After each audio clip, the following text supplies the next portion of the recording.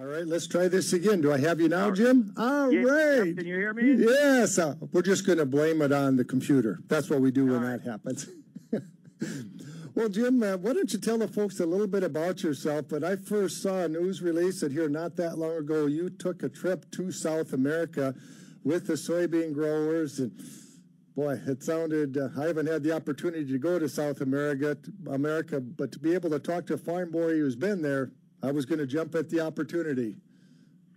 Yeah, it was a real interesting trip, Jerry. Well, first I'll tell you about my farming operation. I farm in western Minnesota. I farm with two of my sons, and we raise corn and soybeans here mostly. We have done some wheat in the past, but if the market ever dictates, we raise some wheat. But we're about like every other farm out here, trying to struggle with margins right now. And in fact, my two sons are hauling corn today into town, and it's not exactly the price I'd like to see it, but we have to move it. So. Well, I know in your past, Jim, you've been very involved with the Minnesota soybean growers on the Research and Promotion Council. If I remember correctly, you were chairman, and then you got involved with the national organization too, the United Soybean Board, right? Yeah, that's correct. In fact, I just termed out of the United Soybean Board. We have term limits there for three-year terms, and so I just termed out of that back in December. But I'm still on the Minnesota Soybean Research and Promotion Council. Obviously, you enjoy working with, people promoting soybeans and developing and deciding what research to do. That's what the Research and Promotion Council is all about: research, education, and promotion. Yeah, that's correct, Jerry. We're pretty proud of the checkoff in soybeans. I think they're doing a good job. I think the government requires us to do a return on investment on the checkoff every 5 years. And the last time we did it, I think it was $5.10 was returned for every dollar that we invested. So we think, we're pretty proud of that. Boy, that is about a 20% return on the investment. Let's see if you can do that putting a CD in a bank right now. Yeah, that's right. Well, Jim, we have to take a break for the markets in about a minute. So before that, why don't you explain how this trip with a bunch of soybean growers to South America came about? And then after the market break, we can talk more in depth about what our competition is up to down there. Right, Jerry. I lined this trip up when I was chairman of the United Soybean Board because I thought it was important to see what transportation-wise, how Brazil was doing down there. You hear a lot of different stories about things, but we wanted to see it firsthand, and so we arranged this trip, went down there, and actually Informa was kind of in charge of it. They lined up all the meetings and stuff like that. Jim Paul, who's past chairman of the Minnesota Soybean Research and Promotion Council. Jim mentioned before the market break, he also served as chairman of the national organization, the United Soybean Board. And that's when Jim started to get this trip to South America organized. Jim, during the market break, two things stuck out. Did you hear corn and beans were higher? Yeah, that makes me feel a little better. Okay, and did you also hear, this was music to my ears too, when he said, hearing of shipping delays in South American ports. That's music to my ears. Yeah. Yeah, I hope they keep that up, Jerry. I mean, it helps us out. Well, I used to think, Jim, that our major advantage of soybean production in this world was our infrastructure. It was the locking dams on the Mississippi River to get those beans from the Midwest down to the ports, or the rail lines that have been developed to get the beans to the West Coast, to get to the markets in Asia. But apparently South America is making dramatic improvements in their infrastructure. So where did you go, Jim, and what did you guys see when you were down there? Well, where we focus mostly, Jerry, is up in the northern region, up in the the Mato Grosso area, and the fact that they're moving a lot of product to the north now, to the Amazon, and shipping it out, because everybody that was along on the trip had pretty much seen the southern ports and stuff like that, and they haven't really done any improvements down there. So we were pretty familiar with that area. So like I said, we tried to focus on all the improvements up in the northern part, and they have the same transportation, you know, they deliver stuff basically the same way we do, mostly by truck, but, you know, they have somewhat of a rail system, and then they have a water system to move stuff. They're really fortunate. They've got a lot of big rivers that flow north to the Amazon that they can move product on. I've been hearing some things that the ocean-going vessels, the Panamax they call them, I think, that they've dredged out the Amazon so they can get way into the interior of the country. And you mentioned Mato Grosso. If I remember correctly, that's a major soybean producing area in Brazil, and it's kind of in the central part of the country. But they can get these ocean-going ships way into the interior parts of this country to load them. Well, that's somewhat true, Jerry. What they do is, you know, the Panamax, the big vessels can run up and down the Amazon, but the rivers that run from the Amazon to the south, they're smaller tributaries, but they're moving barges on them. So what they're doing is they're doing kind of similar to what we do. Is they have facilities along these rivers that load barges, and the barges go north up to the Amazon, and then transload onto the big ships, and then they can send them out, and they can either go around the south part or go through the Panama Canal. When you think about the progress that South America's made, it wasn't more than, 40 years ago or so maybe, that they didn't even raise soybeans there? Is that true? Yeah, that's true, especially up in this northern region. You know, it's kind of the new frontier, they call it down there, and there's still, you know, you hear a lot about, you know, the rainforest being torn down and things like that. That isn't quite true. I mean, they've got a lot of rules and regulations down there against, you know, tearing down the rainforest, but there's still a lot of the flat land that hasn't been developed down there. And the one thing, Jerry, that they have is they raise a lot of cattle down in Brazil, and most of them are pasture fed. And they're moving more to putting these cattle in feedlots and then tearing up this pasture and putting it in production. And so that's a major concern with, you know, us in America, is that they're going to increase their acres by doing that. I've heard stories during the peak of harvest down there. We've seen pictures, you probably have too, on the internet, of trucks lined up for 30 miles waiting at a port to get unloaded. Is that still happening? Yeah, that's still happening. What's happened down there, Jerry, is they have to get their beans out of the field as fast as they can so they can plant corn behind it, because they farm year-round down there. So they plant get their soybean crop off, and they're right behind the combines planting corn. And so they have to get that out. So they tend to take the beans when they're up to 30% moisture. And those lines you see down at the ports, those are wet beans. They have to be dried before they're loaded on the ship. It's similar to what happens here during corn harvest. If you've got dry beans down there, then the lines aren't as long. But if you're waiting in line to dump wet beans, that's when you see those, you know, 3 to 5 mile long lines that are going on down there. What kind of dryers do they have to dry the beans? I'm sure it's happened to you, Jim, in your career, where maybe the beans are a little bit wet. Sometimes guys have tried to use the high temperature dryers we have here, and they cook a bit of the oil out and they get some great fires. There's a real trick, as I understand it, to drying beans. So how do they do it? Well, they have the similar dryers to what we have, Jerry, but the one difference they have is their dryers are all wood-fired, believe it or not. Wood-fired? Yeah, they're wood-fired. And so they've got people down there standing feeding wood into these dryers to dry them.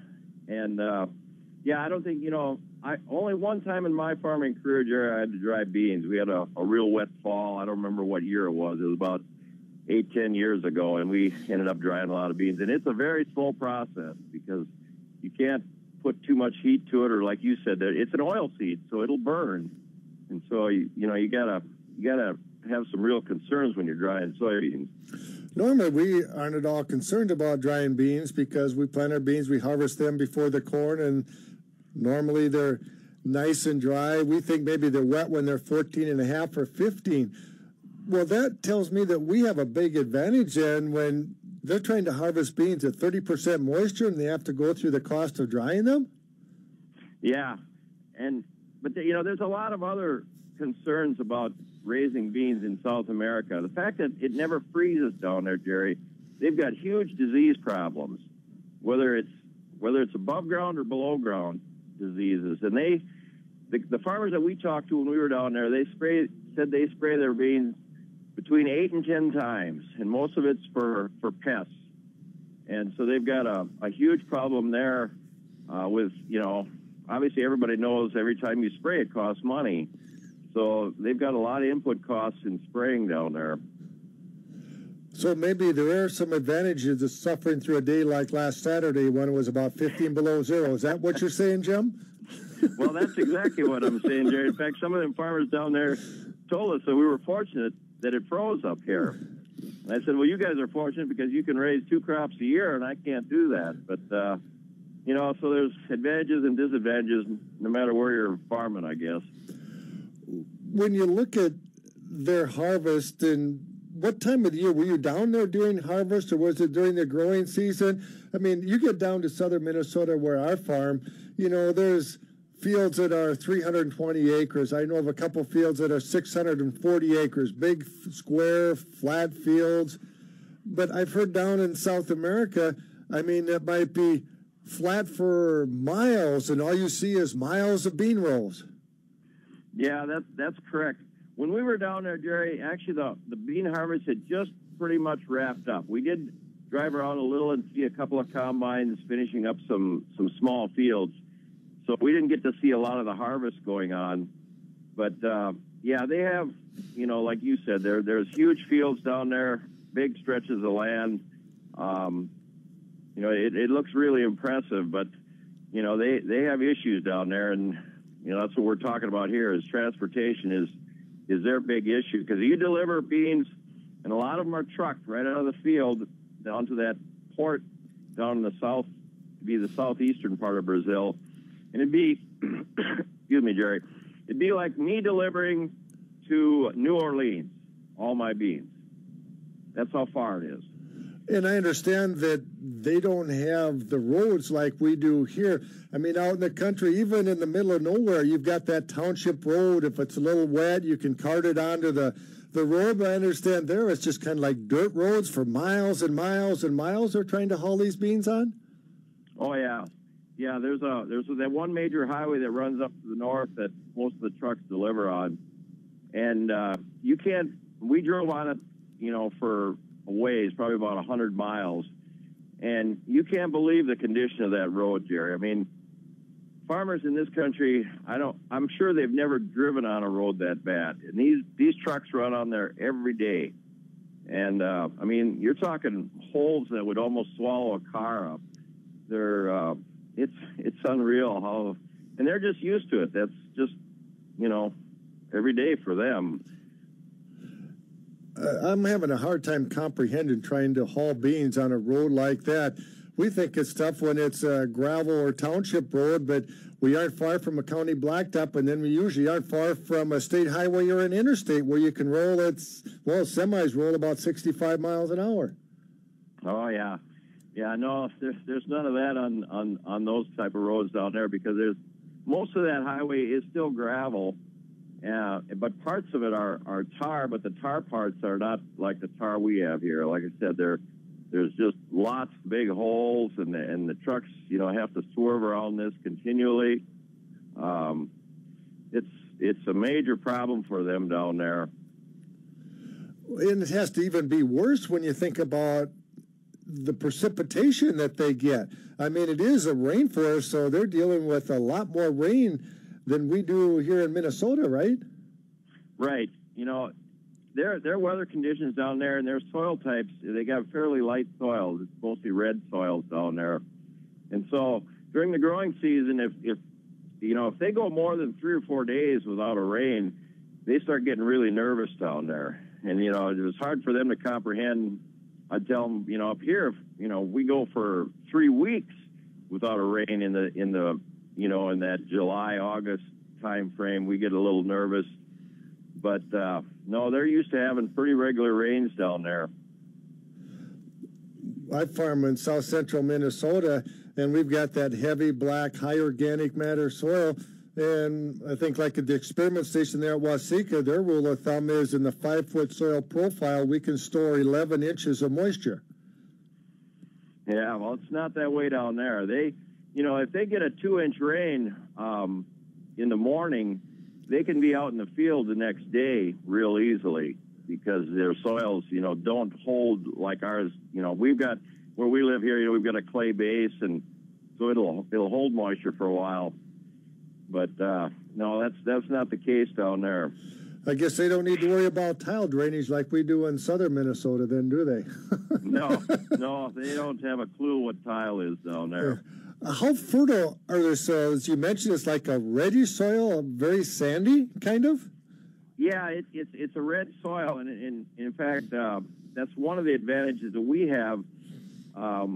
Like from our area, we rail a lot of stuff out of the Pacific Northwest, and some of that stuff goes into Indonesia, and they make a food product called tempeh.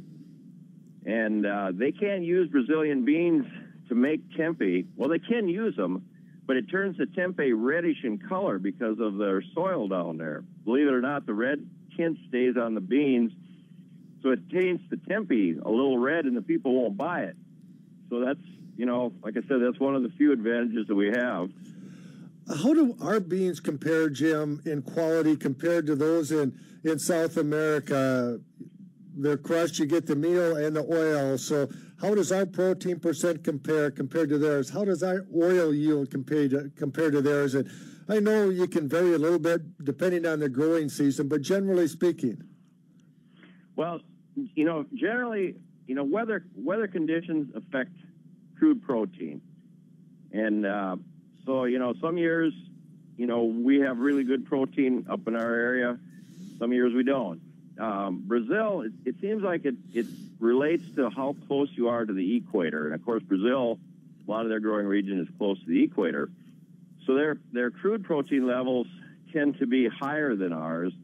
But if you look at the full amino acid profile, which, affects the rate of gain in animals such as poultry or pork or things like that, sometimes our amino acid profile is better than Brazil's.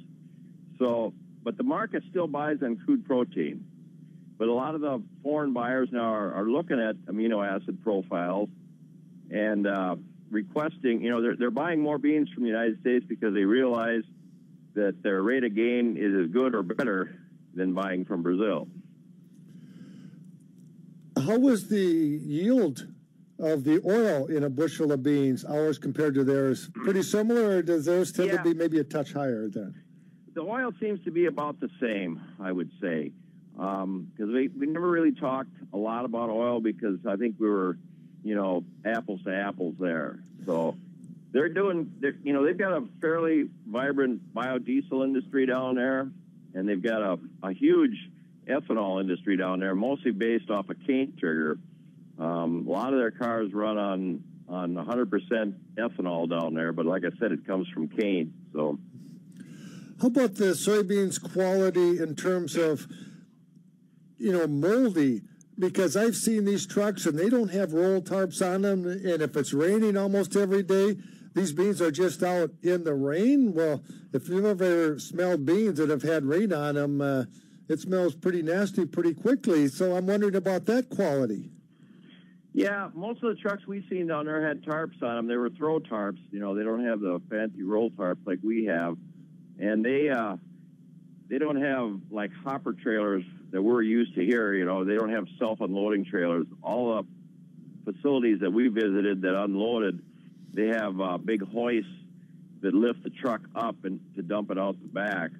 And a lot of, almost all the trucks are pulling trailers. They have, they're a little shorter bodies on the truck, and then they pull a trailer behind. I assume they have some kind of a weight limit law or a bridge law down there. And so it's a lot different than the facilities that we have here, where everywhere I deliver, I'm required to have a self-unloading trailer because, the hoist thing went out many years ago around here. How does I can't quite understand why farmers haven't developed their own drying facilities like we have here. Granted, they dry beans, we've dried corn. When I was growing up, elevators dried a lot of corn for farmers, but then farmers started to develop their own and building their bin sites. I'm wondering why Brazilian soybean farmers haven't developed their own systems to get the crop out of the ground very quickly and dry their own. There is some farms that we've seen that had, it's some of the larger farmers that had storage and they had drying facilities on them, but it's fairly uncommon down there. I don't think they've gotten to that point yet. Like I said, they have issues with getting power out to farms, and maybe because they're in such remote regions, and getting help, because the help that you hire out there, you basically have to provide housing for them because you're out in the middle of nowhere, and so you'd have to be a fairly large farmer to do that. So, do they have modern equipment? Combines, yes. Tractors, planters? Yes, they've got similar equipment to what we have. We've seen a lot of Case IH, John Deere, Massey Ferguson, all that down there.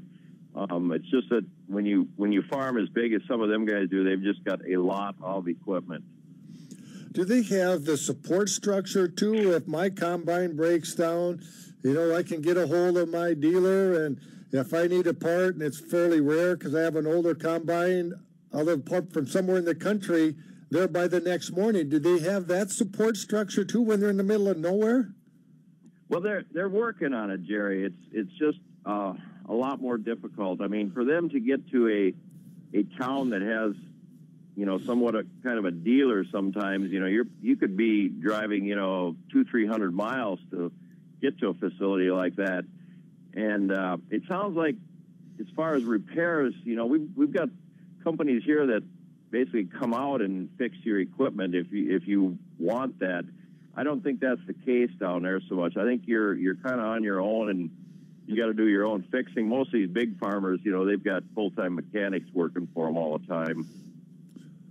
We only have about 3.5 minutes left, Jim, but what is your sense after you were in South America?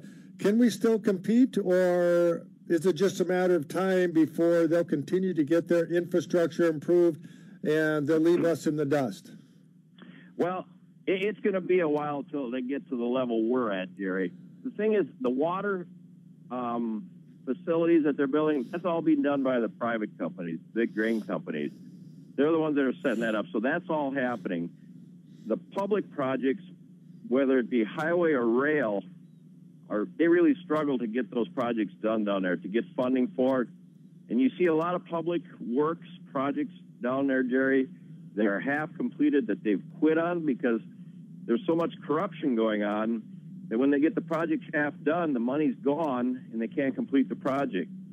So I think it's going to be a while before those things are done. I think eventually they're going to get done, but it's going to be a struggle for them to get these highway and rail projects done. Yeah, well, we hear about the economy there, that there's very high inflation, and so it sounds like they don't have kind of like a stable form of government. Didn't I read here a while back once, or maybe one of the brokers I talked to on the air mentioned it, but the president of Brazil was being charged with corruption. It kind of sounds like a mess. Yeah, when we were down there, Jerry, there was protests going on in a lot of the big cities. Again, of course, the dollar goes up. That increases the cost of our soybeans on the world market, so they're supposed to have an advantage there. But then the bears never realize that they have to buy a lot of inputs from other places, so that's going to make them more expensive to do business. So it's not all, hunky-dory and rosy there. No, in fact, I talked to a farmer down there, Jerry, that he was still paying off his fertilizer bill from 5 years before this. So they've got some issues with trying to finance inputs and that. A lot of the big grain companies will finance you to grow soybeans, but they won't finance you to grow corn. And I don't know why that is, but that's what they told us down there. Well, who owns the land down there? Farmers actually own the land? Yeah. Farmers, everybody I talked to said the farmers own the land, but like I said, some of these farmers are huge companies, so. There isn't a lot of renters then. Somebody heirs that own the land and rents it to other farmers like we see a lot around here. Yeah, that happens a lot. It's similar to what we do in this country. There's a lot of farmers that are renting land. Well, Jim, we've got the news coming up here in about 20 seconds. After visiting with you, I don't feel quite as bad. I still feel like maybe we can compete. and I'll be happy when it gets cold, thinking of you. Yeah, keep that in mind, Jerry. Thanks, Jim. We'll talk soon. All right, thanks. Bye.